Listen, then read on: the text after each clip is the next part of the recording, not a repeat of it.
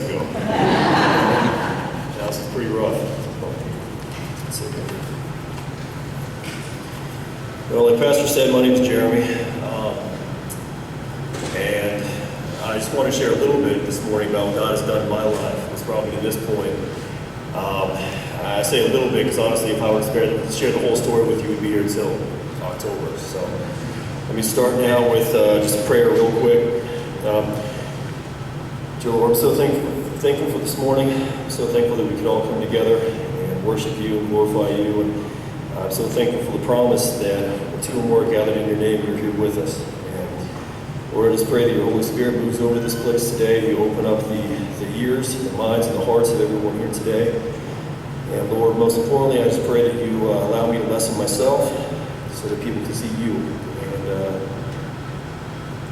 see you reflected through my life, through what you've done to me, Lord. In Jesus' name we pray. Amen. So, growing up, I was adopted. I was adopted into an amazing family. I had an awesome dad, a beautiful, wonderful mother. I was the youngest of 5 kids, 3 older sisters, an older brother. You had to be faster. You couldn't even get any food around my house. It was awesome. I loved it. It wasn't a perfect upbringing. My parents, I mean, they fought just like every other parent. And let me tell you, my mom, she could bring it. It was pretty intense. But most of all, I had some great role models growing up. My mother did her absolute best for us, worked her hands to the bone. My dad, he's a man's man. He could fix anything. He could build anything, but most importantly, God was number one in his life. And every single day, he lived that out. I never heard him raise his voice at anyone. He was, well, the older I get, the wiser he was. He was a great role model to have. Growing up, I was in the church every single time the doors were open. Wednesday nights, Sunday mornings, Sunday nights, any prayer meeting they had, my whole family was there. I was in Awana. How many of you guys were in Awana? It looks like kind of a few people were in Awana. All right. Sparkies, Clubbers. I was Sparky of the Year, I think 3 years running. Clubber of the Year. Went to Bible Olympics every year. I got really active in my youth group. I was teaching. I was helping out with music and ministry. I was even leading people to Christ. Looking back now, none of it was for God, though. Looking back now, I did it because it was what was expected. I did it because I was getting praised for it. I did it because, you know, all my brothers and sisters had their thing, and it just kind of turned out that being a good Christian was my thing. I got into junior high, and God began to test me. And instead of leaning on God, instead of embracing Him and getting that message He was trying to show me that He was the only thing I needed, He started to take things away from me. Instead of latching on to God, I told God I didn't need Him. Matthew 5, the parable of the sower, the seed that falls on the rocky ground, that was me. I shot up for a time. I looked just like everybody else. I talked like everybody else, but I had absolutely no roots. And the second that a test came my way, I was gone. Very literally, I made a prayer to tell God that I didn't need Him.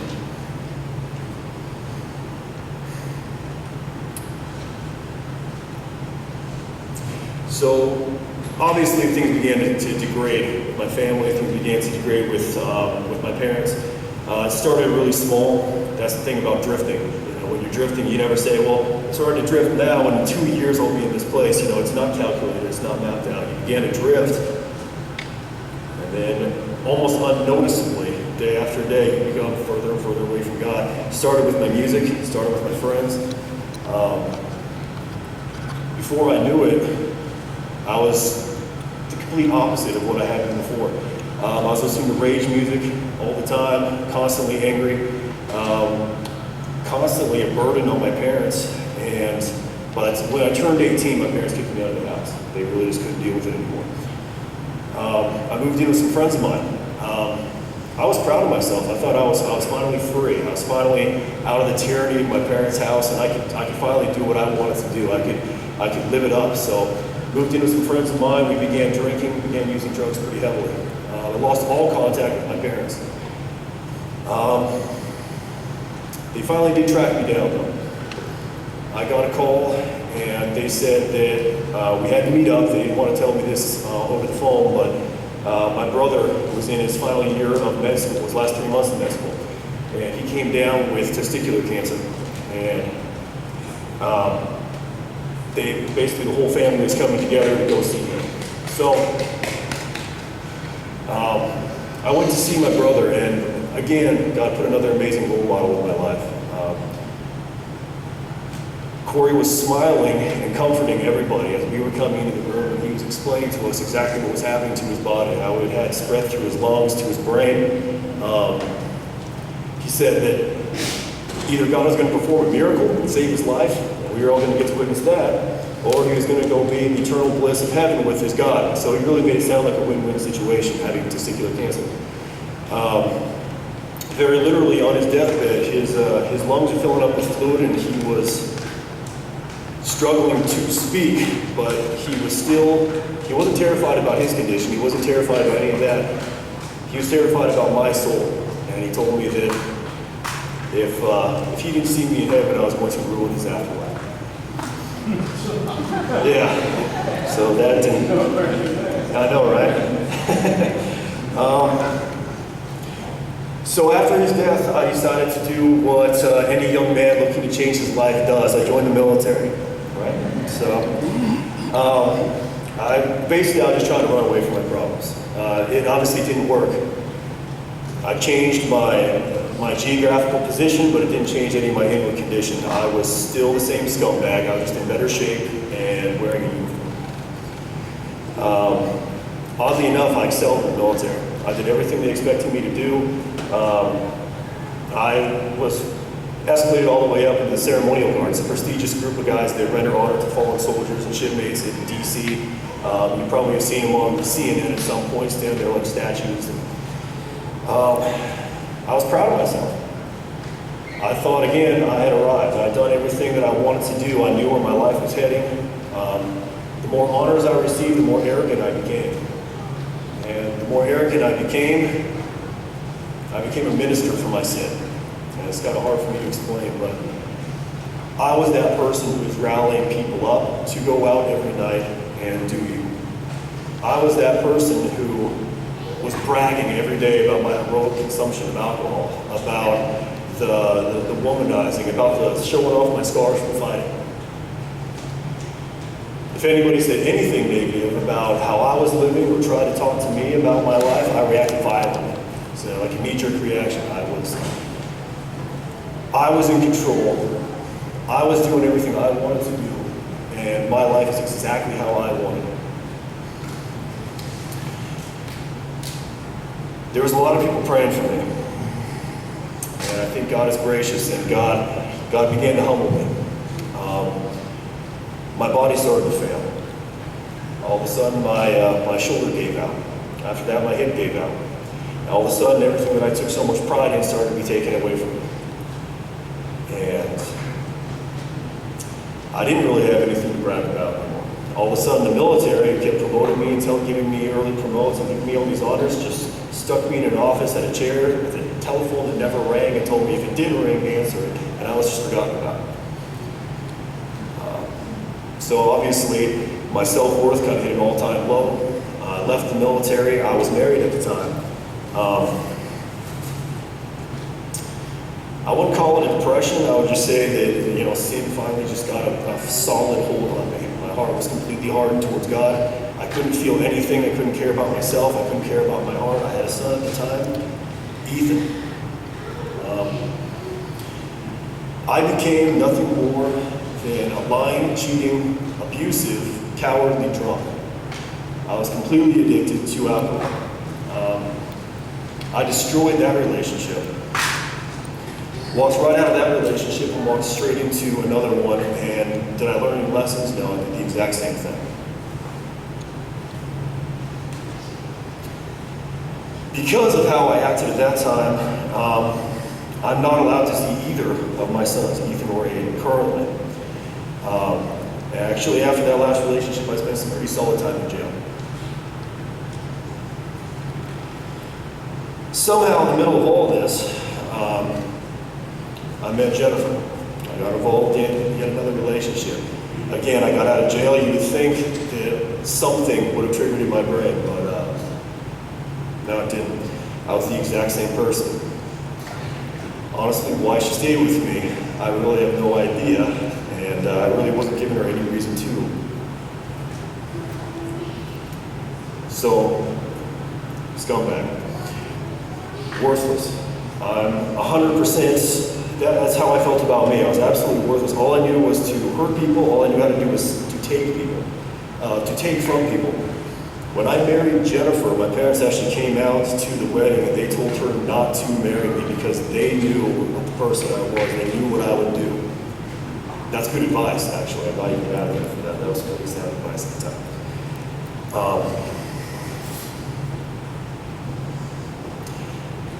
But there were still a lot of people praying for me. I didn't know it at the time, but my family, their church, this huge network of all these Christians that I didn't know had been praying for me nonstop. And finally, when I was at my point, when I was the most worthless, when I was the most powerless against any of that, literally on my best day, I was nothing more than an addict. God decided to change me. Before I go into the good half of the story, I just want to teach you guys a little bit of the terminology in case there's some people here that don't know the Christian lingo. So when we say we're saved, just so everybody knows, how do I explain it? So if you were out in the ocean and there was an undertow that was ripping you out to sea and you were struggling, but nothing you could do could get your head above the water, the harder you tried, the further you're getting out to sea, and a lifeguard were to jump in and pull you out, you would say that he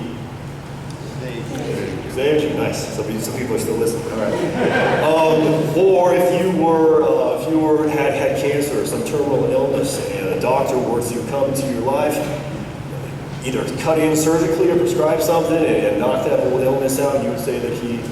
Okay, good. Everybody's on board. So God reached down and he saved me. I was caught in an undertow of sin that nothing I could do could change. The harder I tried, the worse it got. I had an inoperable tumor inside of me that was eating away at my very soul, and there was nothing I could do about it. God decided to intercede. He worked a miracle. I was working out in Poland Springs, and I have nerve damage in my ears, so I get a pretty serious ringing in it, and the atmosphere there was just incredibly loud. So I started driving home, and I had no music on, all the windows rolled up, just completely quiet, and I was just driving. It's an hour and 15 minutes drive. And I started coming home, and I was like, Jen, I don't know what's going on, but it really feels like God is just punching me in the face, like my whole ride home, and I don't really know how to explain it. And she's like, well, just listen. So, the next day it kept happening. And so finally I was having a conversation with God, and I said, I can't do it. I tried to do it before, God. It didn't work. I've tried countless times. I can't do any better than this. This is what I am. I can't change. And I literally told him I can't feel anymore. I can't make myself care.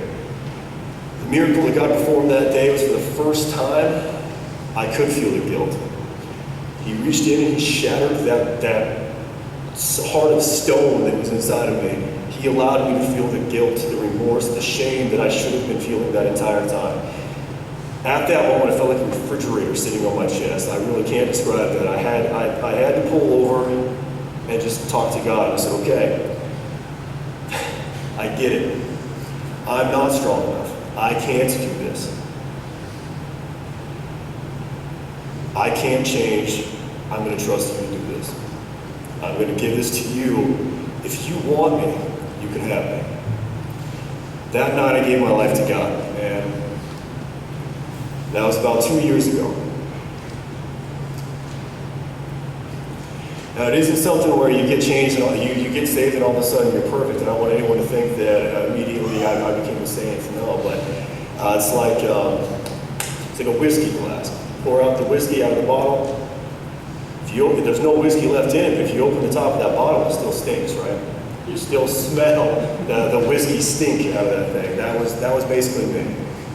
God did the miracle. He poured out that old nature. I began to desire things that were good, but periodically I still had that whiskey stink to me. But I can tell you today, I don't even struggle with alcohol. It's not a thing for me. I couldn't go into Tony's Foodland on my way home because I would stop and I would get alcohol. It hasn't even crossed my mind. I hate to admit this, but my family life, I always thought that I was more important than that. I was still wanting to go out, still wanting to do my own things, and God flipped that around and said, okay, put me first in your life, now your family's going to have the right priority. Jennifer became the second most important person to me. My children got their rightful place in my life.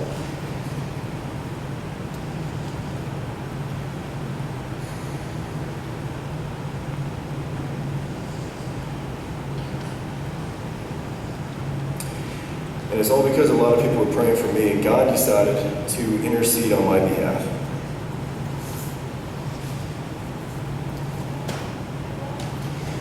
God's taking me in a new direction now. Right when I got saved, I told God I'd do anything He wanted unless it was being a pastor or doing any kind of, speaking in public. God has slowly taken away every other desire that I have, and He's been putting this right in front of me.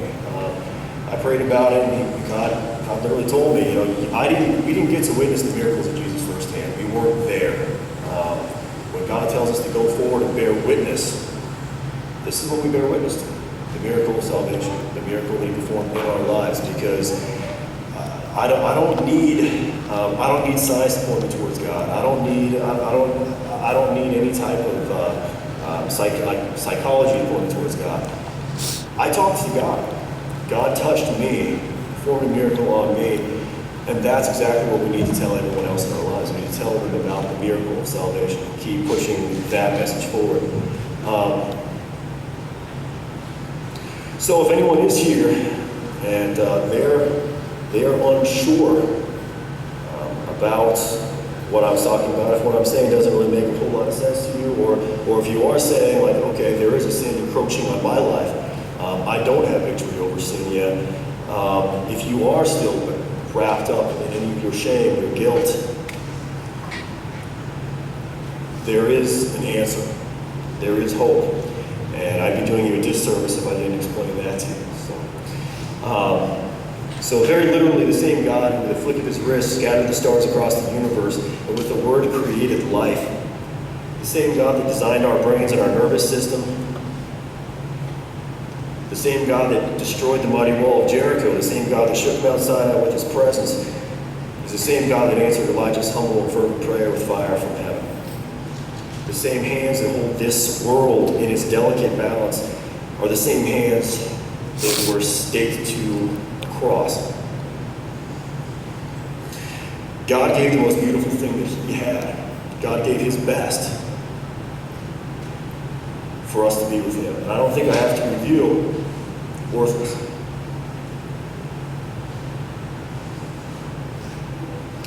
In and of myself, there was absolutely nothing I could do to remedy my lost condition. I was worthless. I didn't have a hope. My family gave up on me. Everyone else in my life should have given up on me, but God interceded. Not just that day, God sent His Son.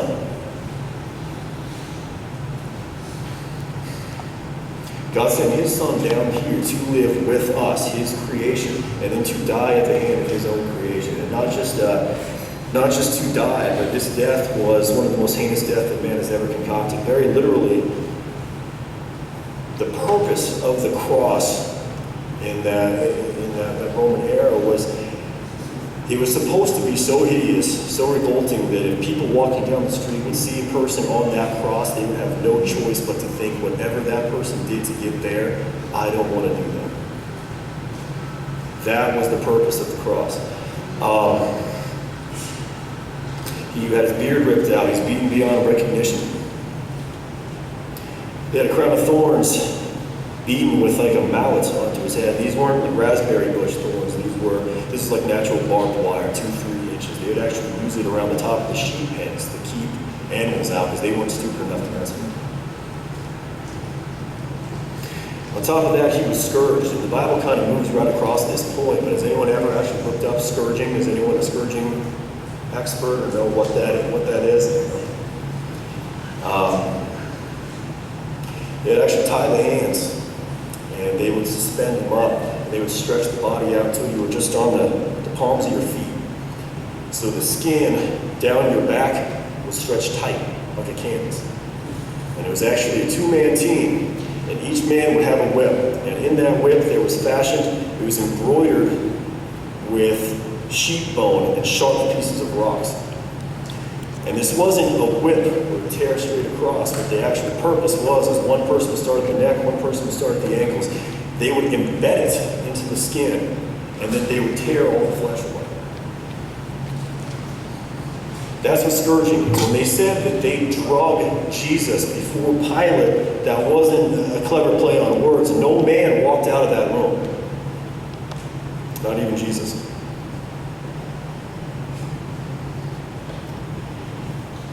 After he carried that cross up onto Calvary, they drove the spikes in his wrists and his hands, and they had him suspended there. Again, there was really nothing on his back left. He was positioned right up against that cross. Every time he wanted to take a breath, he was actually in excruciating pain, pulling up on the wounds in his hands and his feet. The word excruciating is actually is kind of interesting. That word excruciating, actually, the root of the word means of the cross.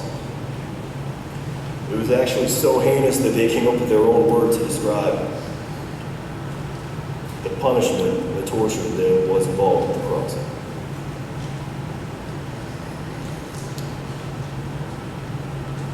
That whole time when they were driving the nails into his hands, the whole time they were doing the scourging, the most precious thing that God had, dying,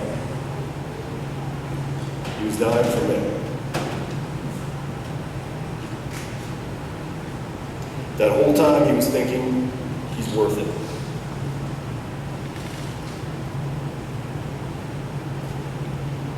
That's the gift that God gave us. Now I'm adopted into a new family. Yet as many as received him, to them gave he power to become the children of God, even to them that believe on his name. I'm a child of God, a child of the living God. I have an inheritance waiting for me in heaven that is incorruptible and undefiled, that moth cannot eat and rust can't destroy. Through Jesus' sacrifice, I'm blameless in the sight of God. Blameless. I'm a blood-bought, born-again child of the King of Kings.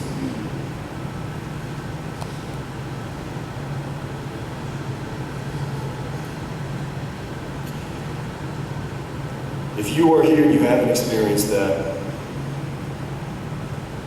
today is the day.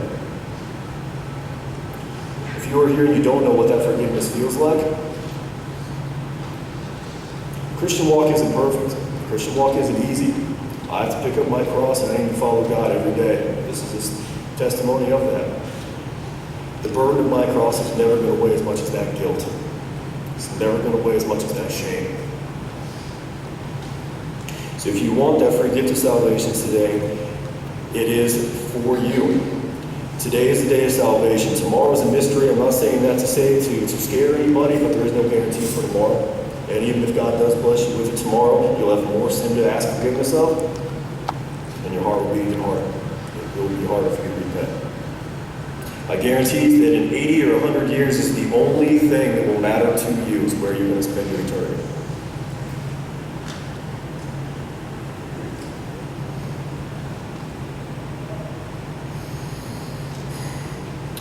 So today is the day of salvation. Today is the day of new life.